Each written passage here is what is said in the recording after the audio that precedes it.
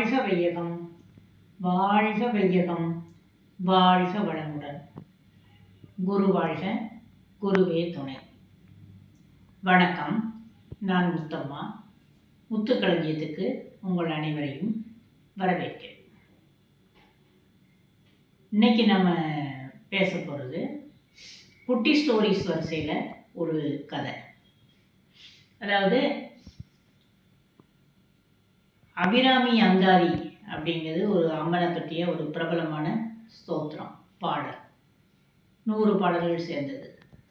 அந்த பாடலை பற்றியும் அந்த பாடல் உருவான விதத்தை பற்றியும் அவரை எழுதின அபிராமி பற்றை பற்றியும் சிறிது பேசுவோம். முதல்ல அபிராமி பட்டர்னா யாருன்னு பார்ப்போம். அபிராமி பட்டர் என்று நம்ம சொல்கிறவர் அவர் பிறந்தது இந்த சோழவள நாட்டில், தஞ்சாவூர் பகுதியில். சோழவள நாட்டில் உள்ள காவிரியோட தென்கரையில் இருக்கிற திருக்கடவூர் அப்படிங்கிற ஊரில் அவர் பிறந்தார். இவங்க 18ஆம் நூற்றாண்டை சேர்ந்தவர். இவரோட இயற்பெயர் சுப்பிரமணியன். இவர் பிறவியிலிருந்தே அவர் ஒரு ஆஸ்திகர் குடும்பம், பக்தி குடும்பம். அப்பா பூஜை புனஸ்காரங்கள் இதிலெல்லாம் ரொம்ப ஈடுபாடு உள்ளவங்க. அதில் உள்ள அந்த மாதிரி குடும்பத்தில் அவர் பிறந்தார். அப்பாவும் பெரிய அம்மன் பக்தர். அதில் பிறந்து வளர்ந்ததுனால இவரும் அந்த பக்தியிலேயே மூழ்கியே பக்தி நெறியிலே வாழ்ந்தார். ஆனால் அவருக்கு அதீதமான பக்தி அம்மன் மேலே அவருக்கு ஏற்பட்டது. திருக்கடவூரில் மூலஸ்தானத்தில் அமிர்த கடேஸ்வரரும் அபிராமி அம்மனும் இருப்பாங்க. அபிராமி அம்மனோட தீவிரமான பக்தர் இந்த அபிராமி பட்டர். அப்போது சுப்பிரமணியன்கிற பேரில் அவர் அங்கே வளர்ந்துக்கிட்டு இருக்காரு. அவங்க அப்பா இந்த அம்மன் பூஜை நல்ல வீட்டில் செய்வாங்க. சக்தி வழிபாடு, அது சக்தி வழிபாடுன்னு சொல்லுவாங்க, அது செய்வாங்க. அது போக ஸ்ரீசக்கர வழிபாடுன்னு ஒரு பூஜை முறை இருக்குது. இந்த ஸ்ரீசக்கர பூஜையும் அவங்க அப்பா தினமும் செய்வாங்க. இப்போ அப்பாவை குருவாக ஏற்று இவரும் சுப்பிரமணியனும் இந்த பூஜைகள் எல்லாம் அவர் தொடர்ந்து செய்ய ஆரம்பித்தார். ஆனால் முழுக்க அவர் மனசு பூரா எல்லா இடமும் நிரம்பி இருக்கிறது அபிராமி அம்மன் தான். அபிராமி தாயின்னு எப்போவுமே அவரை அந்த அம்மனை மனசில் வச்சுக்கிட்டே தான் இவர் வாழ்ந்துக்கிட்டு இருந்தார். இப்படி காலம் போயிட்டு இருக்கும்போது அவருக்கு கல்யாணம் ஆகுது.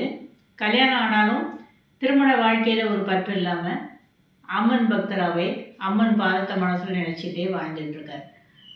மனசில் பார்த்தா இன்னும் அப்படியே அம்மனை நெஞ்சில் பறிச்சிருக்காருன்னே சொல்லணும். அந்த அளவுக்கு தீவிரமான பக்தர். இப்படி அவர் இருக்கிறதுனால எதுக்கெடுத்தாலும் அபிராமின்னு சொல்கிறதுனால நாளடைவில் அவரோட பேர் சுப்பிரமணியன்கிற பேர் மங்கி அபிராமி பட்டர் அப்படிங்கிற பேரே அவருக்கு ஏற்பட்டது. எந்த நேரமும் கோயிலே தான் இருப்பார், அம்மன் சந்நிதியிலே தான் இருப்பார். கோயில் நட சாத்துற நேரம் தான் அவர் வீட்டுக்கு வருவார். இந்த மாதிரியாகவே இருந்ததுனால இவரை அபிராமி பட்டர்னு சொன்னவங்க அபிராமி பித்தர் அப்படின்னு சொல்ல ஆரம்பிச்சிட்டாங்க. கிட்டத்தட்ட பைத்தியம் போலவே தான் அவர் நடந்துகிட்டு இருந்தார். இப்போ இதெல்லாம் பார்த்துட்டே இருந்த அம்பாளுக்கு அவர் மேலே ஒரு கருணை வந்தது. நம்ம இவரை இவரோட புகழை வெளிப்பட வைக்கணும், எல்லாரும் புகழை அவர் வாழணும் அப்படின்னு அம்பாளுக்கு ஒரு எண்ணம் தோன்றுச்சு. உடனே அவர் தோன்றுறதுன்னா உடனே ஒரு சோதனை வச்சுருவாங்கல்ல, சோதனை சோதிச்சு தான் பண்ணுவாங்க. இப்போ அப்படியாக அபிராமி அம்மனோட திருவிளையாடல் தொடங்குது. அப்போது இவர் ஒரு நாள் கோயிலில் அமாவாசை, தை அமாவாசை தினம். தை அமாவாசையை ரொம்ப பிரதானமாக எல்லாரும் கொண்டாடுவாங்க. பிரசித்தமான ஒரு நிகழ்ச்சி. கடலில் குளிப்பாங்க. நீர்களில் தண்ணி ஓடுத தண்ணியில் குளிக்கணும்பாங்க. ஆற்றுல, கடலில் இதில் குளிக்கிறது, தர்ப்பணம், முன்னோர்களுக்கு தர்ப்பணம் பண்ணுறதெல்லாம் அதில் ரொம்ப விசேஷமான நாள். அப்போ அந்த 18ஆம் நூற்றாண்டில் தஞ்சாவூரை மன்னனாக இருந்து ஆண்டுகிட்டு இருந்தவர் சரபூஜிங்கிற மன்னர் ஆண்டுகிட்டு இருந்தார். இவர் மராத்திய சிவாஜி மன்னரோட வழி வந்தவர். அப்போது அவர் நம்ம கடலில் குளிச்சுட்டு நம்ம பண்ணணும் அப்படின்னு சொல்லி காவிரி பூம்பட்டினத்துக்கு வராரு தை அமாவாசை அன்னைக்கு. அங்கே கடலில் குளிச்சுட்டு திருக்கடையூர் நம்ம அபிராமி அம்மனை அமிர்த கடேஸ்வரரையும் வழிபட்டுட்டு ஊருக்கு போகணுங்கிற பிளானில் அவர் வரார். அவர் வாராருன்னொன்னே கோயிலுக்கு முன்னாலேயே அறிவிப்பு வந்துடுது. கோயிலுக்கு பூஜைக்கெல்லாம் ஏற்பாடு பண்ணுறாங்க. கோயிலில் வந்து சிவன் சன்னதியில் அமிர்தகடேஸ்வரர் சன்னதியில் 1008 சங்கு வச்சு சங்கு தீர்த்த அபிஷேகத்துக்கான ஏற்பாடுகள்லாம் பண்ணியிருக்காங்க. ஸ்பெஷலான அலங்காரங்கள் பூஜை எல்லாத்துக்கும் ஏற்பாடு பண்ணியிருக்காங்க. அப்போ அந்த சரபோஜி மன்னர் வந்து கடலில் குளிச்சுட்டு காவேரி பூம்பட்டினத்தில் அங்கே இருந்து இங்கே வாரார், திருக்கடையூர் வாரார். கோயில் வாசலில் யானை வந்து மாலை போட்டு வரவேற்கு, அதுக்கப்புறம் பூர்ண கும்ப மரியாதை செலுத்தி அவரை உள்ளே கூப்பிட்டு வராங்க. கூட்டிகிட்டு வந்து அமிர்தகடேஸ்வரருக்கு சங்காபிஷேகம் 1008 சங்காபிஷேகம் நடக்கு. மற்ற அபிஷேகங்கள் எல்லாமே நடந்து அங்கே நல்ல முறையில் கும்பிட்டுட்டு மகிழ்வோடு அம்மன் சன்னதிக்கு வராரு, அபிராமி அம்மன் சன்னதிக்கு. அபிராமி அம்மன் சன்னதியில் வந்து கூடியிருந்த மக்கள்லாம் அரசரை பார்த்தோன்னே எல்லாரும் ஒதுங்கி வழிபடுறாங்க, ஒரே ஒருத்தரை தவிர. அவர் தான் நம்ம அபிராமி பட்டர். அவர் வந்து சும்மாவே அம்மன் மேலே வெச்சகன் வாங்காமல் இருப்பார். இதில் அம்மனுக்கு அன்றைக்கி சிறப்பான அலங்காரம் வேறு, ஆடை அணிகலன்கள்லாம் வச்சு அம்மன் ஜொலிச்சுக்கிட்டு இருக்கா. இவர் சிலையே அவர் கண்ணில் படாது, அம்மனே தான் நேரில் கண்ணில் படுவா அபிராமி பட்டருக்கு. அவர் மெய் மறந்த நிலையில் அப்படியே பார்த்துட்டே இருக்கார். இங்கே அரசர் வந்ததே கவனிக்கலை. உடனே அரசர் வந்து சாமியை கும்பிட்டுட்டு திரும்பி பார்த்து இது யார் அப்படின்னு அபிராமி பட்டரை கேட்கார். அப்போ அபிராமி பட்டர் வந்து பட்டரை பற்றி அவர் ஒரு பைத்தியம், அம்மன் பைத்தியம் அப்படின்னு சொல்லலாங்க. ஆனால் அரசருக்கு அப்படி தோணலை. இவர் பெரிய சிவபக்தர் மாதிரி இருக்கார், விபூதி குங்குமெல்லாம் வச்சு நல்ல இதாக இருக்கார், கலையாக இருக்கார் அப்படின்ட்டு அவர்கிட்ட பேசுகிறதுக்காக போகிறார் இவர் மன்னர். போய் நீங்கள் யார் அப்படின்னு கேட்கார். இவர் கேட்ட உடனே தான் அப்படியே மெதுவாக அந்த அம்மனோட உலகத்தில் இருந்து மெதுவாக வெளிப்பட்டவர். உடனே மேலே மெதுவாக நான் சுப்பிரமணியன் அபிராமி பட்டருமாங்க அப்படின்னாரு. அப்படியா சரி அப்படின்னு சொல்லிட்டு இருக்கேன். இவர் திரும்பவும் அம்மனை பார்க்க ஆரம்பிச்சிருவார். அம்மனை பார்த்து அம்மனோட நகையெல்லாம் ஜொலிக்கிறதையும் அம்மன் முகம் ஜொலிக்கிறதுலையுமே ஆழ்ந்து போயிருப்பார். அப்போ திரும்ப மன்னர் கேட்பார், இன்னைக்கு அமாவாசை தானே, இன்னைக்கு என்ன திதி, இன்னைக்கு அமாவாசை தானே அப்படின்னு மன்னர் கேட்கார். கேட்ட உடனே இவருக்கு வந்து அதுக்கு அதில் விழலை, அதாவது அது ஞாபகம் இல்லை என்ன திதிங்கிறது. அம்மனோட ஜொலிப்பிலேயே மூழ்கி போயிருக்காரு. முழு நிலவு மாதிரி அம்மன் ஜொலிச்சுக்கிட்டு இருக்கா. உடனே யார் சொன்னா அன்னைக்கு அமாவாசைன்னு, இன்னைக்கு பௌர்ணமி இல்லையா, இன்னைக்கு பௌர்ணமி அப்படின்னு சொல்லுவார், தன்னை மறந்து சொல்லுவார். ஆனால் அரசருக்கு அளவா சிரிக்கவான்னு தெரியல, அதில் ஒரு பக்கம் ஒரு கோபம் வேற வருது.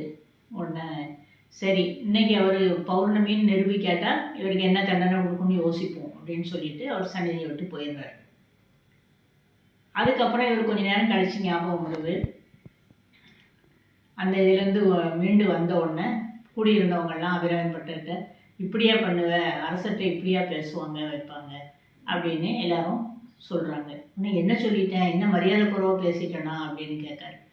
இல்லை இன்னைக்கு பௌர்ணமி திதின்னு சொல்லியிருக்கீங்களே, இன்னைக்கு அமாவாசை, முழு அமாவாசை இல்லை அப்படின்னு சொல்லுவாங்க. உடனே இவருக்கு அப்படியா சொன்னேன் அப்படின்ட்டு வீட்டுக்கு போகிறார். என்னன்னு தெரியலையேன்னு மனசுக்குள்ளே புழுங்கிக்கிட்டே போகிறாரு. போய் மனைவிட்ட இப்படி நடந்தது, இந்த மாதிரி ஆயிட்டு அப்படின்னு சொன்னோடனே அந்த அம்மா சரி விடுங்க, நடந்தது நடந்துட்டு, நீங்கள் அம்மன் பாதத்திலே சரண் புகுந்துருங்க, அம்மன் வந்து உங்களை காப்பாற்றுவா, அவளை விட நமக்கு யார் இருக்கா அப்படின்னு அவங்க மனைவி சொல்லுவாங்க. உடனே இவர் நான் பேசுனதுக்கு நான் பரிகாரம் தேடணும் அப்படின்னு சொல்லிட்டு இவர் கோயிலுக்கு வந்துடுது. என்ன பண்ணுதான்னு பார்த்தா அங்கே ஆளை வச்சு குழி தோண்டி தீக்குழி பண்ணுறார். அதில் விறகெல்லாம் போட்டு பெரிய எரிக்கிறதுக்கெல்லாம் ஏற்பாடு பண்ணியாச்சு. நெருப்பு குழிக்கு மேலே ஒரு உரி மாதிரி, ஒரு ஊஞ்சல் மாதிரி ஒன்று கட்டி அதை ஒரு 100 கயிறை வச்சு கட்டியிருக்கார். கட்ட சொல்லி ஏற்பாடு பண்ணாங்க. இந்த வேலையெல்லாம் நடக்கிறத பார்த்தோன்னே எல்லாம் மக்கள்லாம் கூடுவாங்க, என்னன்னு கேட்டுட்டு. உடனே இவர் நான் இதுக்கு செய்ய போகிறேன், ஒரு பரிகாரம் செய்ய போகிறேன்னு சொல்லிட்டு அம்மனை கும்பிட்டுட்டு அவர் ஏறிடுறார், உரி மேலே ஏறுறாரு. கீழே நெருப்பு பந்தம் எரிய ஆரம்பிக்கு. அப்போ நெருப்பு பந்தம் எரியும் போது மேலே ஏற ஏற சூடு கூடும். அப்படி வருது. மேலே ஏறி உட்காந்துட்டு ஒரு ஏடும் எழுத்தாணியும் எடுத்து வச்சுக்கிட்டு உட்காந்துருக்கார். உட்காந்து அம்மன் அபிராமி அம்மன் 4 திருக்கடவுருக்கு கோயிலில் உள்ள பிள்ளையார் நினச்சி தாரமர் கொன்றையும் சண்பக மாலையும் சாத்தும் தில்லை ஊரார் அப்படின்னு ஆரம்பிக்கிற பாடலை பிள்ளையாரை நினச்சி மனமுருகி அவர் பாடுவார். பாடிட்டு அடுத்தால அபிராமி அந்தாதியை அவர் ஆரம்பிக்கிறார். உதிக்கின்ற செங்கதிர் உச்சி திலகம் உணர்வுடையோர் மதிக்கின்ற மாணிக்கம் அப்படின்னு தொடங்குற அபிராமி அந்தாதியை அவர் முதல்ல ஆரம்பிக்கிறார். ஆரம்பித்து அந்த பாடலை வரிசையாக பாடுறார், எழுதிக்கிட்டே பாடுறார். இந்த முதல் பாடல் முடிஞ்சோடனே அந்த முதல் கயிறு இருக்குல்ல நூல், அதை அத்து விட்டுறார். இப்படி ஒவ்வொரு பாட்டுக்கும் ஒவ்வொரு நூல் கயிறு அத்துறார், வெட்டி வெட்டி விட்டுறார்.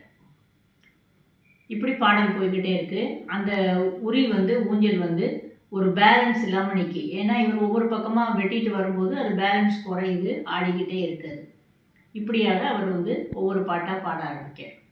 இதை அந்தாதின்னு ஏன் சொல்கிறாங்கன்னா, முடிகிற எழுத்தில் முடிகிற வார்த்தையில் அடுத்த பாடலோட ஆரம்பம் இருக்கணும்.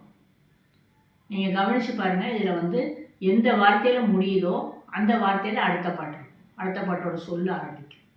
அதே மாதிரி 100வது பாடல் முடியும் போது அந்த பாடலோட முடிவு இந்த முதல் பாடல் உதிக்கின்ற செங்கதிர்னு வருது இல்லையா, அந்த இதோட ஆரம்பிக்கும், முடியும் கடைசி பாட்டு.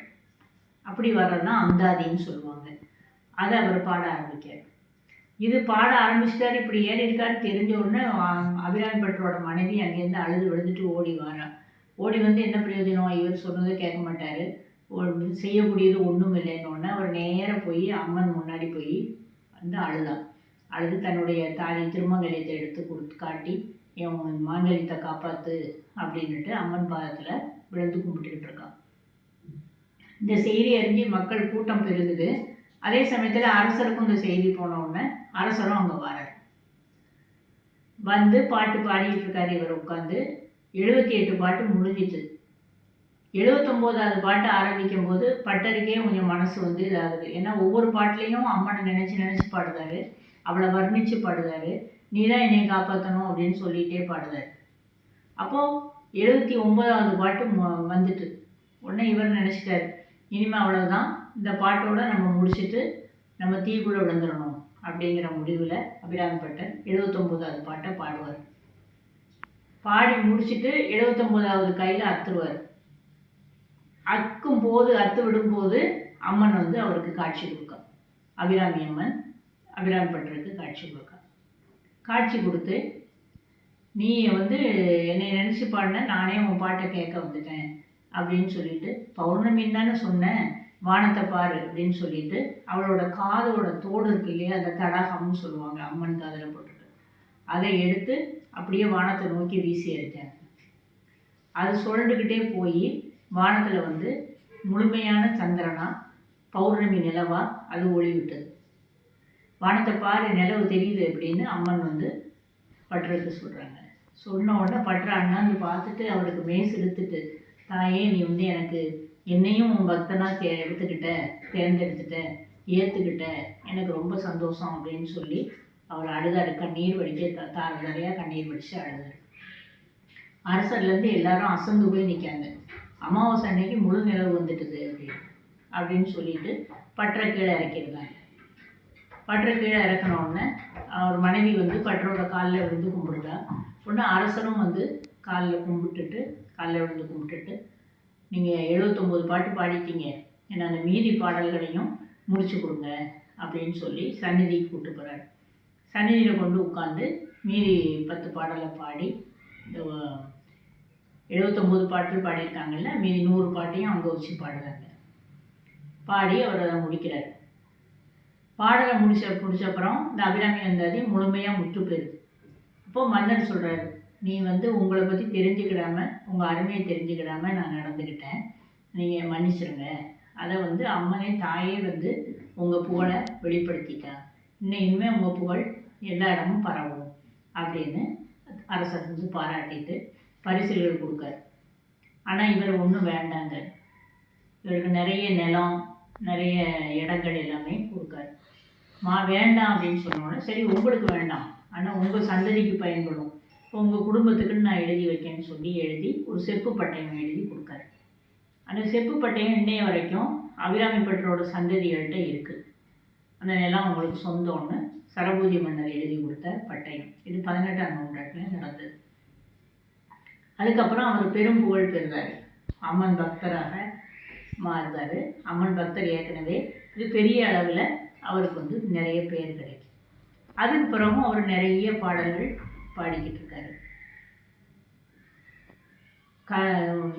கள்ள வாரண பதிகம், வாரண பிள்ளையார் பதிகம், திருக்கடவுர் கள்ள வாரண பிள்ளையார் பதிகம் அப்படின்னு ஒரு பதிகம், அமிர்தகடேஸ்வரர் பதிகம், அபிராமி பதிகம், அப்புறம் கால பைரவமூர்த்தி பதிகம் அப்படின்னு நிறைய நூல்கள், நிறைய பாடல்கள் அவர் எழுதியிருக்காரு. அதில் ரொம்ப விசேஷமான பாடல்கள் இருக்குது. இந்த அபிராமி அந்தாதியும் நம்ம நினச்சி பக்தியோடு நம்ம படித்தோம்னா நம்ம நினச்ச காரியம் நடக்கும். இதில் ஒவ்வொரு பாடல்கள் ஒவ்வொன்றுக்கு, கல்விக்கு, செல்வத்துக்கு, கவலையை நீக்கிறதுக்கு, இந்த மாதிரி நோய் நீக்கிறதுக்கு அப்படின்னு எல்லா இதுலேயும் ஒவ்வொரு பாடல்கள் இருக்குது. இப்போ இது பௌர்ணமி அன்னைக்கு படிக்கிறது ரொம்ப சிறப்பு. அப்படி இல்லாமல் நம்ம அன்னன்னைக்கு நிறைய 100 பாடலும் பாட முடியாது அப்படின்னா ஒவ்வொரு பாடல் ஒவ்வொரு நாளைக்குன்னு படித்தோம்னா, விளக்கு முன்னாடி படித்தோம்னா நமக்கு நல்ல பலன் கிடைக்கும் இந்த பாடல்களில். இதை வந்து இந்த நிகழ்வு நடந்ததை வந்து இன்றைக்கும் கோயிலில், அந்த தஞ்சாவூர் மாவட்டத்தில் எல்லா கோயில்கள்லேயும், திருக்கடவுர் கோயில்லையுமே தை அமாவாசை அன்னைக்கு விமர்சையாக செய்வாங்க. தை அமாவாசை சாயங்காலம் ஒரு 6:30-7 மணி போல் பூஜையெல்லாம் ஆரம்பித்து அபிராமி பட்டர் திருவிழாவும் அமாவாசை திருவிழாவும் சேர்த்து செய்வாங்க. அன்னைக்கெல்லாம் பண்ணி இந்த அபிராமி அந்தாதியை எல்லாருமே உட்காந்து படிப்பாங்க. அதுக்கப்புறம் அந்த 79வது பாடல் முடிவில் எல்லா லைட்டையும் அணைச்சிட்டு கொடிமரத்துக்கு பக்கத்தில் நிலவு தோன்றுற மாதிரி ஒரு காட்சி ஏற்படுத்தியிருப்பாங்க. அது பார்க்கறதுக்கு ரொம்ப புல்லரிப்பாக இருக்கும். ரொம்ப மெய்சிலுத்த அனுபவமாக நமக்கு கிடைக்கும். அந்த இது செய்வாங்க. அந்த பூஜை நடந்துக்கிட்டு இருக்கு, இப்போவும் நடந்துக்கிட்டு இருக்கு. அபிராமி பட்டரோட வீடும் இன்னைக்கும் திருக்கடையூரில் இந்த மேல் வளாகத்தில் 3வது வீடு வந்து அபிராமி பட்டர் வீடு. அவர் இன்னும் அதில் அவங்க வீடு இருக்குது. அதில் அவங்க சந்ததியினர் வந்து வாழ்ந்துட்டு இருக்காங்க. ரொம்ப பிரசித்தமான இது. இந்த பாடல் வந்து ரொம்ப பக்தி பூர்வமானது, உணர்வு பூர்வமானது. நம்ம அனைவருக்குமே, படிக்கிற அனைவருக்கும் உடனடியாக நமக்கு வந்து ஒரு நல்ல இதை நமக்கு கொடுக்கும் என்று கூறி, அதை வந்து நம்ம எல்லாருமே பயன்படுத்தணும். நம்ம பயன்படுத்தி நம்ம பக்தி மார்க்கத்தில் இது ரொம்ப முக்கியமானது அப்படின்னு சொல்லி நான் வந்து இந்த உரையை நிறைவு செய்து கொள்கிறேன். மீண்டும் அடுத்த பதிவில் சந்திப்போம். நன்றி, வணக்கம், வாழ்க வளமுடன்.